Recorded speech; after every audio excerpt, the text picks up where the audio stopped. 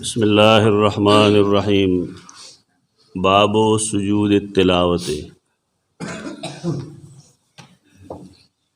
दे बाब के मुंतदाखी कुरान मजीद के बाज़ आयतु नदासिदी चाहे के द सजदे हुक्म दे और चिकन नबी करीम सल्लल्लाहु अलैहि वसल्लम द सजदे अगा हुक्म वेल दे नबे सजदा करे सजदा तिलावत तिलावत कौलो सजदा दा वाजिब भी कम बनी आदम च कुरान मजीद के दा से आयत उलुली चागेबान सजदा लाजिमी की या वौरी च सजदा पे लाजिमी की उधर पारा सजदा कौल पकार दी और आए तरीक़ा दाई च इंसान इरादा दगई च सजदा तिलावत कुम पखले नियत न हुई दाने हुई च नवाए तो फलान फलान अल्लाहु अकबर हुई कद लड़शी लास्ट वगूँ लन रसई दहकत तलो द पारा अल्लाहु अकबर हुई सजदो की अबिया अल्लाह अकबर हुई रापास दा कब दे मल के तरीक़ा खल को जोड़ा करे दा तरीक़ा दुरुस्त न दा सजदे तिलावत फ़ौरन कवल पकारी सवाल आयतुन दासी दी चिपागे बांधे रसूलुल्लाह सल्लल्लाहु अलैहि वसल्लम सजदा करे तो कदा मूस के दन नहीं हो कद मूस न बाहरी पदवाड़ा सूरतों के देवा ने सजदा लाजिमी और जान पदे पोया कहे चे आवाज़ सवाल आयतुन न दी चिपे के द सजदे हुक्म दे नोर ढेर से आयतुन दी चिपे के द सजदे हुक्म दे लेकिन अल रसूलुल्लाह सल्लल्लाहु अलैहि वसल्लम सजदा न करे पदे खबर जान पोयवल गौड़ी दा से आयतुन अश्तरे चिपे के द सजदे हुक्म दे द रुकू हुक्म दे लेकिन दा अल्लाह रसूल अल तक न रुकू करे दा न सजदा करे सिर्फ सवाल आयतुन दासी चिपागे बाने सजदा करे दा फ़ौरन तो दे मतलब दाशो चडेर शे जुगन बदासी चवाल तवाल्ला हुक्म कड़ी गवाई व आतु ज़कात ज़कात वर के दा हुक्म दे तो मतलब दे चोस पे अमल होगा और कना तो दे दा पारस कैदश था ज़कात फ़र्ज़ दे बेशक हर मुसलमान ब ज़कात फ़र्ज़ गणी लेकिन एक यो बुनियादी शर्तदारे च इंसान दुमरा मालदारी च पागे ज़कात फ़र्ज़ की लज़रा शलज़र रुपये माने ज़कात न फ़र्ज़ की दुमरा पैसे च पाए बांधे 50 और 2 52.5 तोले चांदी भी चा सरा तो पागा ज़कात फ़र्ज़ की अद्वैम शर्तदारे च पदे बाने यौकाल तीर्श दो बुनियादी शर्तों न दी वो कले उसटी सरा पैसा दुम रही च पागे दा अमर चांदी की और काल पितीर शिनो काल पस पद ज़कात फ़र्ज़ दावरतन वही च उस ज़कात बस कुरान मजीद के नबी करीम सल्लल्लाहु अलैहि वसल्लम पबारक के फरमाए दी च इन्नल्लाह व मलाइकतहु युसल्लूना अलन नबी या अय्युहल्लज़ीना आमनू सल्लु अलैहि वसल्लिमु तस्लीमा इलाक़े के रिवाज दारे ची इमाम साहब या आलिम बदाऊ वही नो खलक पचक चक दरुद शुरू हो गया तपोस कोली ही सड़े चदा आयत साहब कराम वो रे दो नागी आया दरुद वेलो ना ना रिवाज जोड़ सी दारा सामने पते के हुक्म खुशता रहे च दरुद आए तो मतलब चोसो आए संग च आयत के ज़कात हुक्म होना दे खुदा मतलब न रहे चोस ज़कात वर्क बल्कि मतलब दाए दारे च ज़कात शर्त नहीं कले चागा पूरेशी आगे नरस्त बसड़े ज़कात वर्क कले जिमुंग आयत और कि सल्लु अलैहि वसल्लिमु तस्लीमा न मुफस्सिरीन बिल इत्तिफाक लिखी द हिच्चा दे के इख्तिलाफ निश्ता च दे मतलब दाशो च पजुन के यौजल दरुद वैल फ़र्ज़ दी आयत खुदा मतलब د شریعت یا د قرآن به هغه تفسیر نه کوو کوم چې صحابه نه کړي. دلته خلک وایي چې ړانده میان دي او خړې اوبه دي، بس چا چې څه وکړل ویې کړل. دا جایز کار نه دی. بل حدیثو نه موږ ته دا معلومه ده چې د نبی کریم صلی الله علیه وسلم نوم محمد صلی الله علیه وسلم چا واورېده په ده باندې درود واجبېږي، مجلس کې یو ځل پې واجبېږي. په رسول الله ویلو درود نه واجبېږي، په آپ باندې درود نه واجبېږي، اون باندې درود نه واجبېږي. درود واجبېږي د هغه د نام نامي په لوستلو باندې،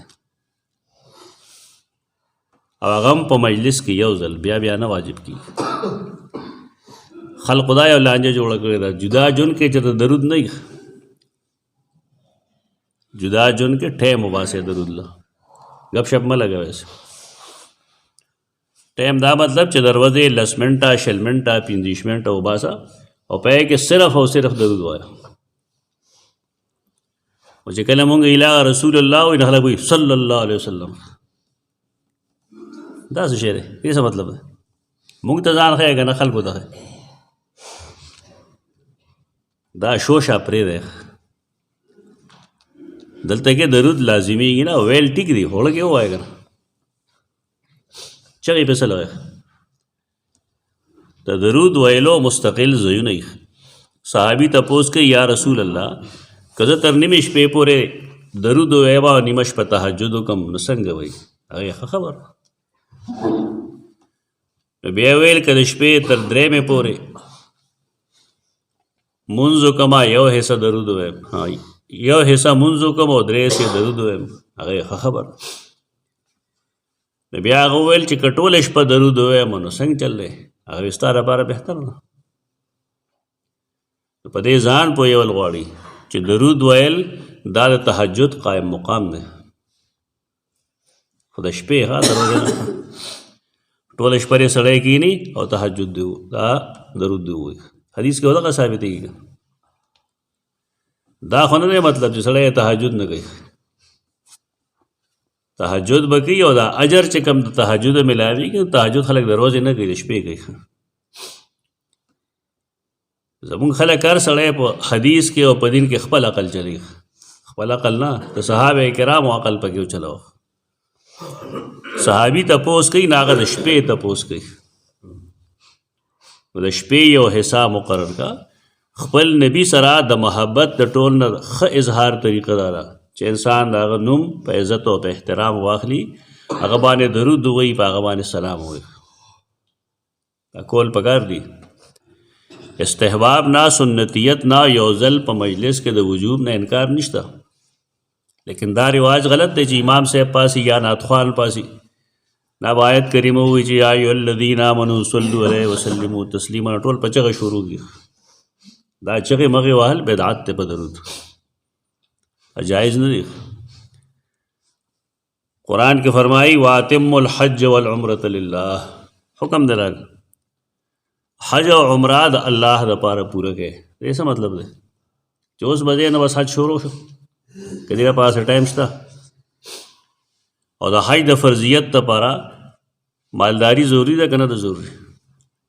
دا خلق دوکه کوي چې دا حکم د ځکه دا چل دی، حکم وی لیکن د هغې تفصیل رسول الله صلی الله علیه وسلم کوي. ته به ځان قل قلاخان نه جوړی. دغه آیت د صلو علیه وسلمو تسلیما چې نازل شو، د صحابه کرام راغلل او تپوس یې وکړه یا رسول الله مونږ چې ستاسو مجلس ته راشو نو السلام علیکم وایو، کیف نصلی علیک، درود به څنګه وایو؟ نو رسول الله صلی الله علیه وسلم فرمایل په ما درود وایه. هغه درود کوم چې مونږ مانځه کې وایو دی ورته وښوه. خلک نورو درودونو له کمالات ثابتېږي چې په دې او یا زره اجرونه میلاویږي، او په دې د حج برابر میلاویږي، او په دې د عمرې برابر میلاویږي. دا ټول دروغ دي، کذب محض.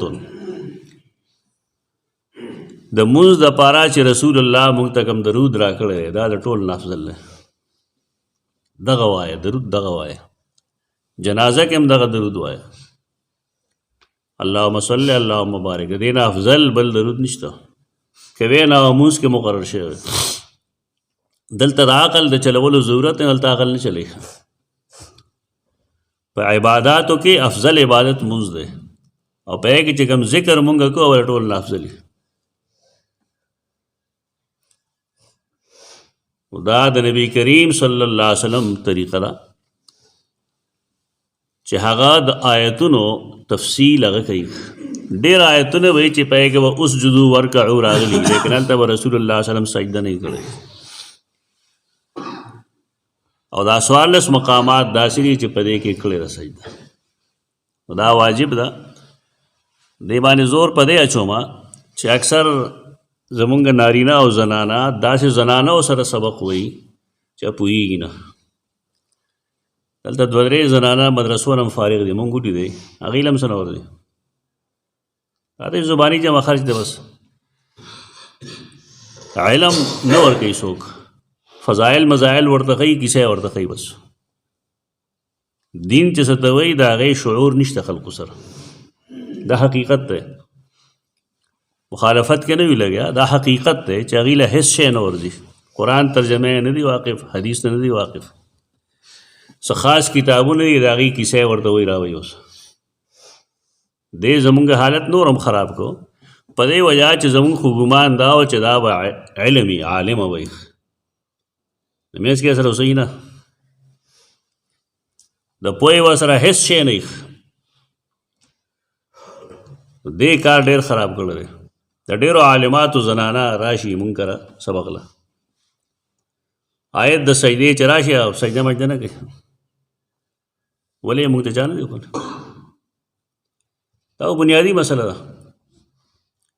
سجدې آیت باندې فوراً سجده کول لازم دی، او که سړی نه کوي دی ګناهګاري. که بالفرض دی پاسي سمدستي پاسېدونکی دی نو ټیک ده پاتې شي، او که نه سمدستي پاسېدونکی نه نو قرآن مجید دی غاړه ته کېږي سجده دی وکړي بیا دی وایي. که یو مجلس کې بیا بیا د سجدې آیت ویلی شي نو بیا بیا نه لازمیږي. لکه زنانه دا سبق زوتی یو آیت بیا بیا وي آیت د سجدې دی، نو په دغه یو مقام کې په دې یو سجده راځي. خو که دا کور ته لړ شي او آیت یې بیا ووایي نو ځای بدل شو، لہذا دا به بیا سجده کوي. دا دومره اهم څیز دی، لیکن هېڅ څوک پرې نه پوهېږي. او که موږ تپوس دا وکړو چې یاره د دې ذکر رسول الله صلی الله علیه وسلم څه کړی دی، هغه ډېره باریکه خبره ده. بس ایسے زبانی جمع خارج پاکستانیان جو دا فائل خیٹ ڈگئی خلق پیپر ورک پورا پکار دے نور کے صحیح ہوگا غلط. رسول اللہ صلی اللہ علیہ وسلم دل تا ٹک دا سبحان ربی العلا ویل جائز دی، لیکن دل تا راغ ذکر جدا دے. سجد وجہ للذی خلقہ وشق سمعہ وبصرہ بحولہ وقوتہ.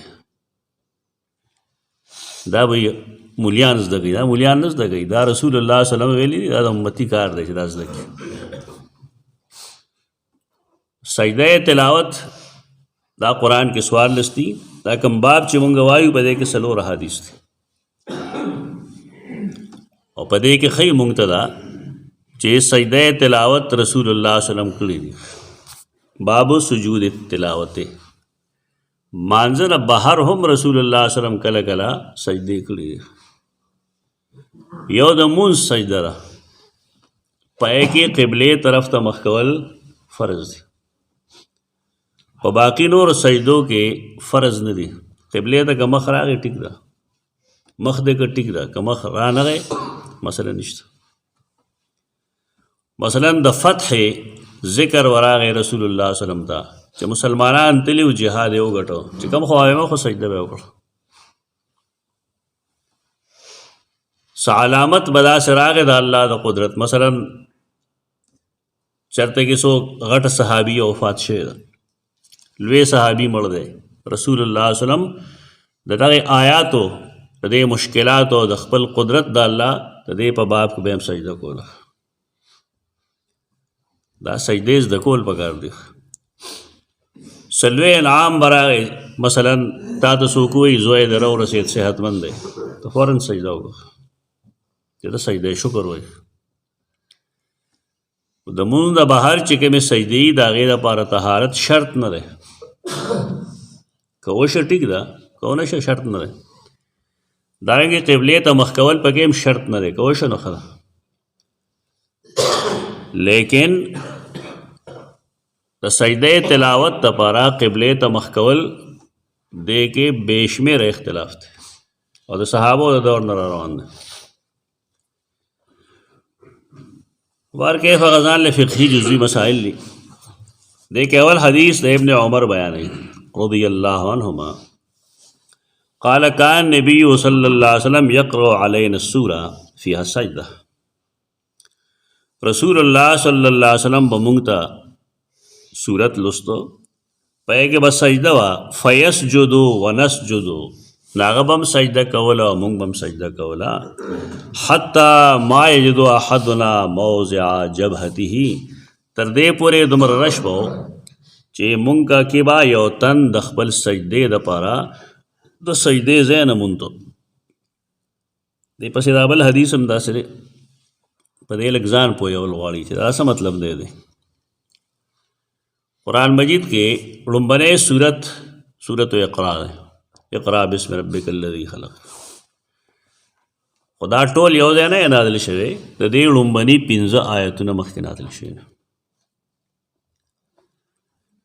لومبنۍ سورت چې پای کې د سجدې فرضیت ذکر دی، د سجدې حکم دی، هغه سورت النجم دی. یعنی داسې سورت چې هغه کې د سجدې حکم دی اول نازل شي، سورت النجم دی. او دا په هغه وخت کې نازل شوی دی چې کله صحابه کرام حبش ته تللي وو، هجرت یې کړی. رسول الله صلی الله علیه وسلم دا سورت النجم د خلقو په مخ کې وویښ. دا لومبنۍ سورت دی چې رسول الله صلی الله علیه وسلم د خلقو په مخ کې ویلی دی. داسې سورت چې کې سجده تلاوت دی، یعنی سجده تلاوت والا صورت کم چې رسول الله صلی الله علیه وسلم ټولو خلقو ته ویلی دی، او په دې خلقو کې مسلمانان هم او کافران هم مشرکان هم. دا لومبۍ صورت دا د مونځ نه بهر و، که مونځ کې دن نه وی نو بیا پکې اختلاف نه وی، بیا به چاته معلوم وی. دا د مونځ نه بهر و او خلق دومره زیات ناستو چې احادیثو کې راځي د صحیح مسلم چې صحابه کرام فرمایي مونږه سجده لګوله څنګه چې تاسو ناسې او سجدې حکم راشي او پیغمبر سجده وکړي، نو هغه وایي زمونږ د تندي دپاره ځای نه و، مونږ د یو بل په ملاګانو سجده ولګو. یو سړی او خبیث چې هغه سجده نه وکړې، یعنې کفارو ټولو سجده کړې وه، لیکن یو سړي سجده نه وکړې، د هغه نوم دی امیه بن خلف. او د حدیث کې رستو راځي، راوی وایي چې دغه امیه بن خلف ما ولیدو چې دی په بدر کې بیا صحابه کرامو مړ کړو. او د تاریخ بعضې کتابونو کې راځي چې دا سیرت ابن اسحاق کې راځي چې دا ولید بن مغیره و. بعضې مفسرین هم لیکي، لیکن دا دویم تفسیر صحیح نه دی، ولید بن مغیره نشي کوي، ځکه چې ولید بن مغیره په غزوه بدر کې مړ شوی نه دی. تاریخ به د قرآن او حدیث رڼا کې ګورئ، هغه تاریخ خبره ده. ابن اسحاق وی دا ولید بن مغیره دی، لیکن د حدیثو کتابونو دا وی چې دا سړی رستو بیا صحابه کرامو مړ کړو. ولید بن مغیره په دغه وخت کې نه مړ شوی، لہذا دا تاریخی قصه غلطه ده. طریقه دا ده چې تاریخ دپاره هغه احتیاط نه وي کم احتیاط چې د محدثینو په باب کې. د صحابه کرامو په باره کې بعضې تاریخي واقعات وي او غلطي، ستا په طبیعت ګران لګي نو ګران دې نه لګي، د هغې حیثیت د قرآن یا د حدیث نه دی، د هغې د حفاظت ذمه چا نه ده اخیستې. په دې وجه که بعضې تاریخي روایتونو کې سیدنا معاویه پسې سپک سپورې لیکلي، اب قبلو نه بلکې به رد کوو، په دې وجه چې د قرآن او د حدیث خلاف دی. زمونږ د ملک دا مسله ده چې خلک تاریخ راوالي، قرآن او حدیث پې پرېږدي. اینا گمراهی جوړ شي. صحابه په باب کې دا تاریخي کسان نه دي، دا د قرآن و سنت کسان دي. دی مونږ ته دین را رسول دی که بالفرض مونږ دا تسلیم کو چې دا خائنو غنیمت مال کې خیانت کړو، خپلوان یې مخکې کړو، دا چلے کړو، سنت یې بدل کړو، بدعت یې ایجاد کړو، بیا ستا دین نه پاتې کېږي. دا لومبنی کړی دا زمونږ او د نبي کریم صلی الله علیه وسلم په منځ کې. په دې نازک خبره باندې خلق نه پوهېږي، ځان ته تعلیم یافته وایي چې تاریخ لیکلی دی نو لیکلی وایي. یو سړی چا دروغجن شي، یو سړی چا شراب خور شي، او یو سړی چې هغه داسې قسمه غلطۍ کوي چې هغه د هغه وثاقت ته او کلکوالي ته اثر اچوي، د هغه خبره قابل قبول نه وي. که دغه جرایم کم چې تاریخ لیکلی دي دا ثابت شي په صحابه کرامو کې، نو بیا زموږ دین نه پاتې کېږي. البته دوه درې واقعات داسې دي چې صحابو کې شته، او ډېر نه دي، دوه دي یا درې دي، او دا یې کسان هم معلوم دي. خو هغه دوه درې واقعات څه قرآن کې لیکلي دي، لکه غزوه تبوک نه دوای صحابه کرامو ایسارېدل، دا قرآن لیکلی. لیکن قرآن کې د هغې د توبې ذکر هم شته دی. وعلى الثلاثة الذين خلفوا، هغه درې صحابه چې تبوک نه وروسته پاتې شوي، الله د هغې توبه قبول کړې ده. صحابو په باره کې به احتیاط نه کار اخیستی شي. سیدنا ماعز، سیدہ غامدیہ، دوه صحابیات دي، بد کار ته شوی دی، سزا یې هم ورکړې ده، مړه شوي هم دي غریبانان. گواهان یې څوک نه و، لیکن په خپل ځان یې په خپله ګواهي کړې وه، 4 ګواهۍ کړې. یو کس چې مړ شو، خلک خبرې کوي نه، یو پکې وویل بل ته چې څه دی کار مړه ځان داسې وشرمو، توبه دې به وښکلې وه. بس رسول الله صلی الله علیه وسلم خبرې واورېدې، ډېر بد یې وګڼل. لکه مخکې راغی یو کنده کې یو چیلی یا د ګړې بچی پروت مردار، د پړسو د وجې د لاس پې داسې نیغ شوي وو. هغې سره ودرېده، تپوس یې وکړه فلانی څه شو؟ هغې چې رال ورته یې دا وخورئ، دا وخورئ. خلکو ته صحابه ګپ ښکاري، صحابه ګپ نه دی، غلطۍ شوي دي یا غلطۍ معلومې دي. تاریخ په زور به نه ښایي موږ ته غلطي، دغه غلطي شوې ده چې کسانو وویل چې دی ګوره څه چل کړی دی. هغې وایي چې یا رسول الله څوک خوري؟ نه، هغه ویل تاسو د ماعز بد ولې بیانو، تاسو ته دا حق چا درکړی؟ او بیا یې فرمایل زما دې په رب قسمي چې ماعز داسې توبه ایستلې ده چې د مکې او د مدینې خلک که توبه نه وباسي، د ماعز توبه وله کافي ده. دې د صحابو نه ګپ جوړ کړی، طبري لیکلي دي او فلاني لیکلي، خپل کار وکړي. صحابه کرام دا واړه خلق نه وي، صحابه کرام دا به تلې د قرآن و سنت په کسوټۍ باندې. تاریخ په زور مونږ د صحابي حیثیت نه مجروح کوو، نالګي زمونږ په دغې خبرو ډېرې کیسې کوي داسې خلک، دروغ هم وایي. یو کیسې خلک کوي د سیدنا عمر بن خطاب د انصاف په باره کې، چې تقریر یې کو، تقریر کې وویل چې یا ایها الناس غوږ کېږدئ واتیو خبرو منئ. سیدنا سلمان پاسید رضی الله عنه یې فرمایل نستا خبره منو نو تا ته غوږ دو.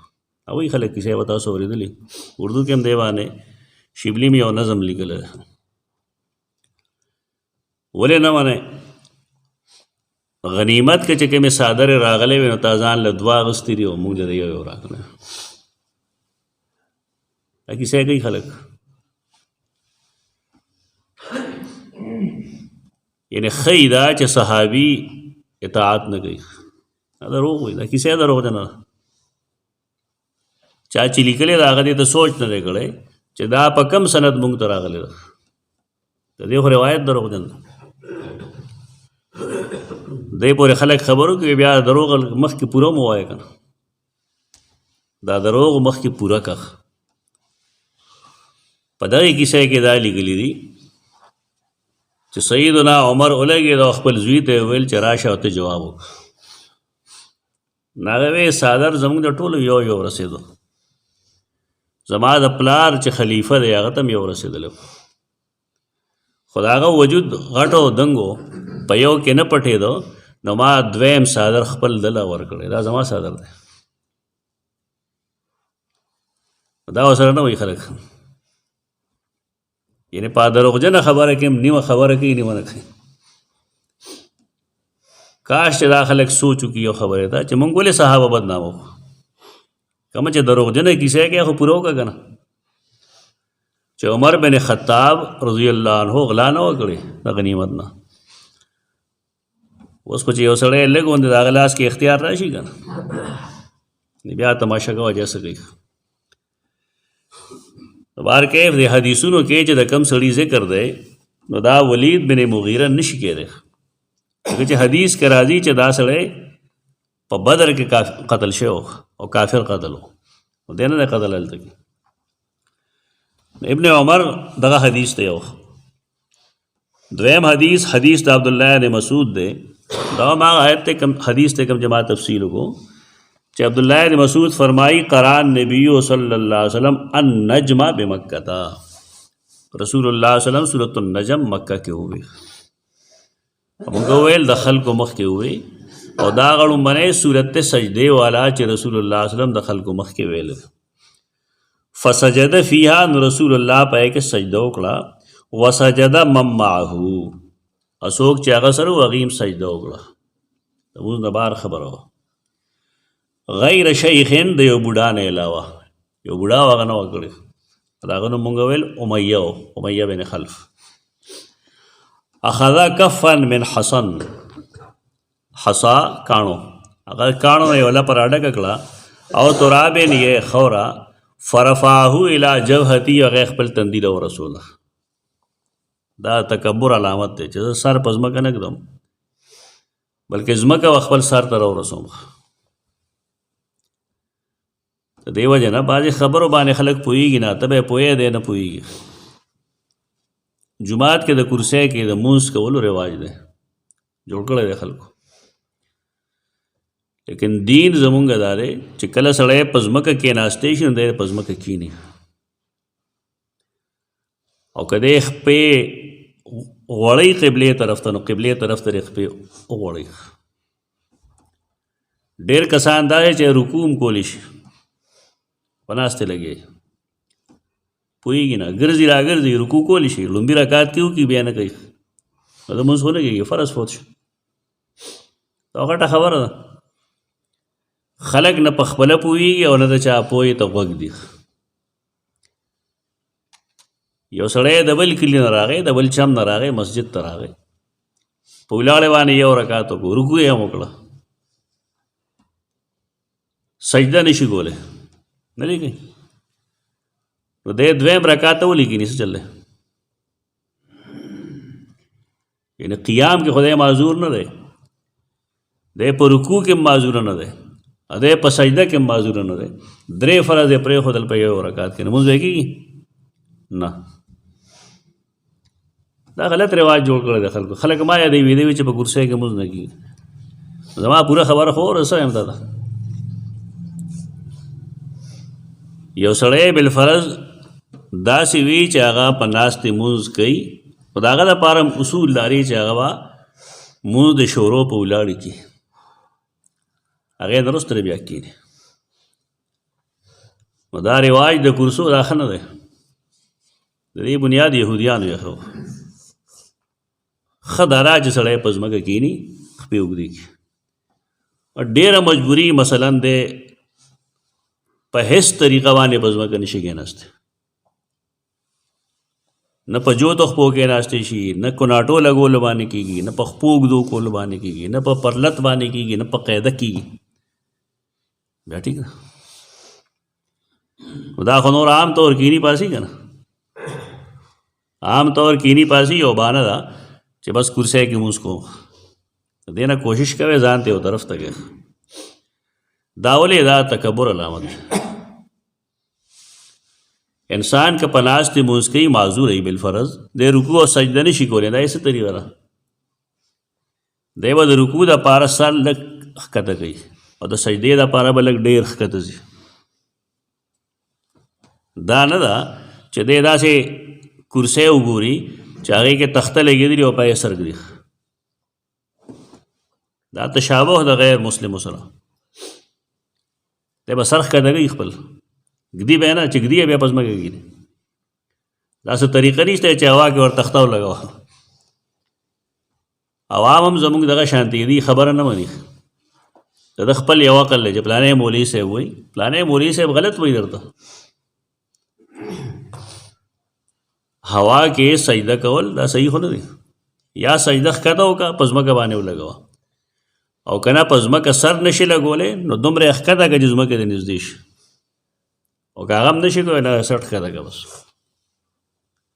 خو دا نه چې کوسۍ کې ورزشي ولګوه په یې باندې سر لګوي ځانه کیسې جوړ کړي مونځ غوندې افضل عبادت زموږ خلکو تباه کړ دا د لوی علامت وه هغه ولګېده شیشه کې راواغستی فرفعه الی جبهتي نو خپل تندي باندې ومږلې تندي ته یې رابره کړې وقال یکفیني هذا وی ویل زما لپاره دا کافي ده دای باید سړی د هغه ټیز په ډبلې نه ماتېږي هغه د الله په مخ کې هم د لوی قایلي چاو دا ډېر خبیث انسان دی